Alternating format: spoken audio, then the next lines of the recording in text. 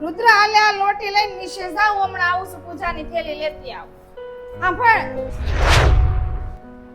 આમાં ગંગા જળ છે, ઢોળાઈ નો જાય એનું ધ્યાન રાખજે. મમ્મી તમે ફટાફટ આવજો, પાછા મોડું નહીં કરતા.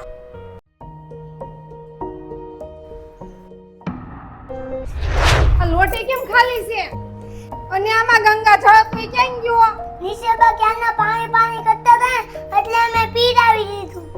એ બુદ્ધિ વગર ના, ઈ ગંગા જળ ભગવાનને ચડાવવાના હતું તે પાણી પીવડાવી દીધું. કેમ હું થયું? કેમ છોકરાના રિમાન્ડ આલે છે?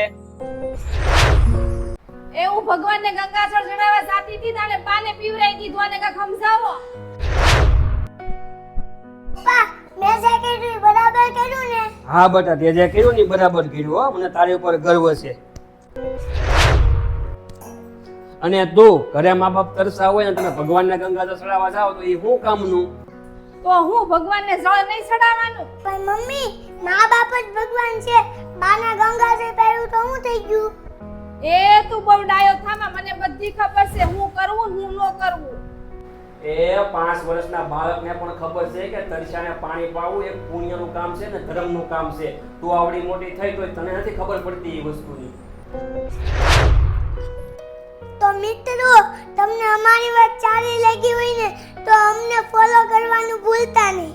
બોલ, હવે હું ભેગી નહીં રહી શકું, આપણે થઈ જાવું છે નોખું, આપણે પણ આપણી જિંદગી જીવવી છે. બધી વાતમાં તમારા ભાઈ ભાભીનું સાંભળવું પડે છે. ઘર નાનું હોય કે મોટું, આપણે આપણું ઘર જોવે છે. હવે હું નહીં સાંભળી શકું તમારા ભાઈ ભાભીનું જ્ઞાન અને મેણા ટોણા.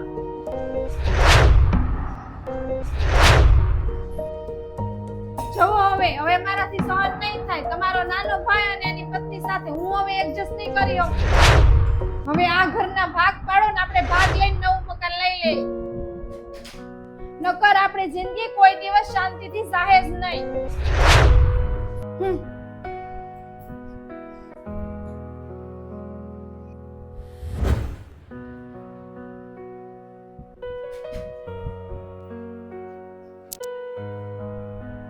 ભાઈ હેતલ સવારમાં બાંધવા મળી ભાગ માટે. એને હવે ઘરનો ભાગ જોવે છે, સમજાતું નથી શું કરવું હવે મારે. હા નનકા, તારી ભાભીને પણ હવે ભાગ જ જોતો છે. એને પણ પોતાનું ઘર જોવે છે અને તો જ રહેવું છે. તો ભાઈ હવે હું શું કરું? તે નાસ્તો કર્યો નનકા? આલે નનકા. અરે ભાઈ આ તમારો નાસ્તો છે, તમે કરો. નનકા, મને પપ્પાની એક વાત હજુ પણ યાદ છે. એને કીધું તું કે પરિસ્થિતિ ગમે એવી હોય પણ તું તારા નાના ભાઈનો હાથ ક્યારેય નહીં મૂકતો. જે મારું છે એ તારું છે. હાલે.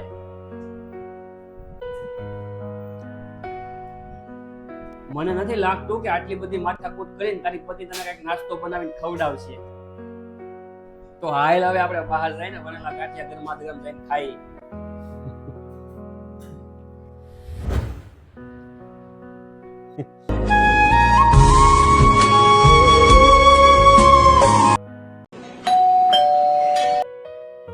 સીતારામ બેન.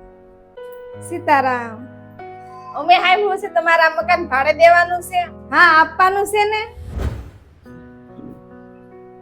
પણ ભાડું 4000 છે, ડિપોઝિટ તમારે મને પહેલા દેવી જોઈએ.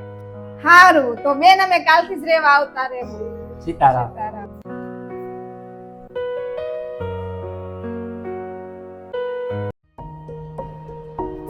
સાંભળો, તમારે આયા કપડા હુકવવાના નથી. ધાબા ઉપર તમારું નવું સ્ટેન્ડ લાવીને ત્યાં કપડા હુકવજો.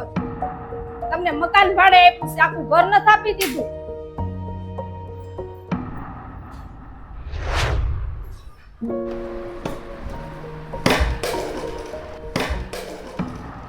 અરે આ કેનો અવાજ આવે છે?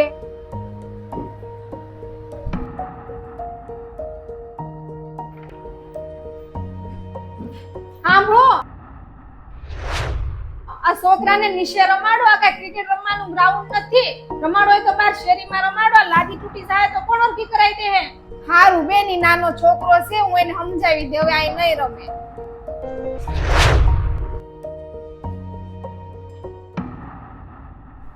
અરે આમ જો હાઈપર, આજ છે ને એક ભાડું હાથ મળ્યો તો મને પૂરું 7000 ભાડું આપશે એમ કેતો તો.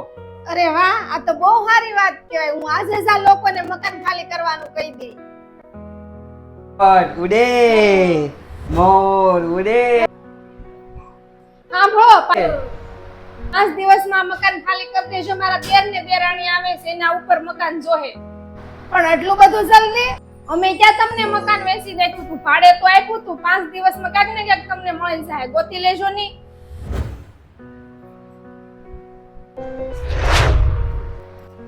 આ લોકો આવું કઈ રીતે કરી શકે? ભાડું થું માણા નથી હોતા? હું ભાડુઆતની કઈ ઇજ્જત ને સપના નથી હોતા? હેતલ, ભાડુઆતની સૌથી મોટી ભૂલ એ હોય છે કે આ ભાડાના મકાનને પોતાના સપનાનું ઘર માની લે છે. ઘરની દિવાલો સજાવી દે છે, નવા પડોશી બનાવી લે છે, નવો કરિયાણા વાળો ગોતે છે, શાકભાજી વાળા સાથે સંબંધ બનાવી નાખે છે. પણ એ ભૂલી જાય છે કે એ એક ખાલી ભાડુઆત જ છે.